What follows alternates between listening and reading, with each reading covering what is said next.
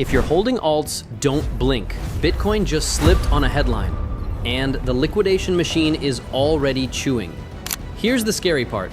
A small dip can still wipe you out because this move isn't about spot sellers. It's about leverage getting forced. One number tells you if this drop gets bought by real money or if the bounce is just a trap. I'll give you that number after we see what actually broke. Crypto Briefing, citing CoinGlass, says the market just ate over $864 million in liquidations in 24 hours. More than 241,000 traders got tagged, and longs took most of the hit. BTC alone was about $229 million.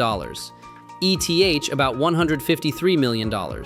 One single BTC-USDT position on Hyperliquid was roughly $25.8 million. That's not panic, that's forced exits. Now the trigger. Business Today reports Trump floated fresh tariff threats tied to the Greenland dispute, and risk got dumped across markets. Bitcoin slid toward the low $92,000 area, ETH dipped, and even XRP slipped with it.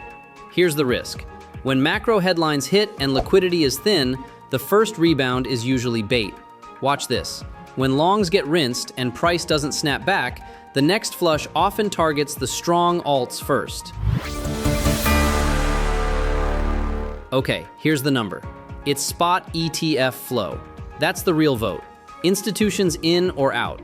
But today matters. US cash markets are shut for a holiday, so you don't get a clean ETF receipt while the price is moving. So use the latest baseline.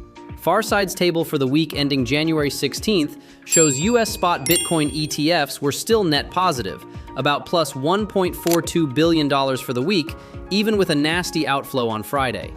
If flows reopen green and price is still heavy, that's real dip buying. If flows reopen red, any bounce is leverage relief, not demand. And Ethereum matters here too.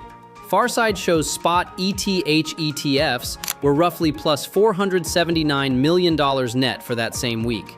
If ETH flows stay supported, the alt rotation has oxygen.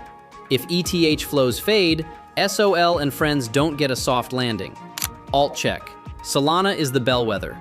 CoinCentral reports Solana's stablecoin market cap pushed up toward $15 billion, and tokenized RWAs on Solana crossed the $1 billion mark. But it also notes US spot Solana ETFs saw weekly inflows, then their first small outflow on Friday. When ETF demand pauses, SOL usually feels it first. Now the policy grenade. The Verge reports that Coinbase pulled support for the Digital Asset Market Clarity Act right before the Senate banking markup, helping stall the process again. That uncertainty is back on the menu. Don't get romantic. Regulation headlines pump fast, then fade when the details disappoint. And while everyone debates adoption, regulators are watching the rails. South Korea's customs office just referred a case involving about 148.9 billion won in illegal FX activity using virtual asset accounts. On-ramps and off-ramps are the choke points in 2026. So tonight, my plan is simple. Tier 1 watch, SOL, XRP, BNB. Tier 2 only with volume, AVAX, Link, Tone.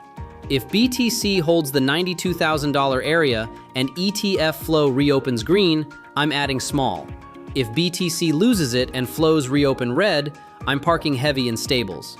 What's your exact split right now? Buy, wait, or hedge? Comment your percent allocation.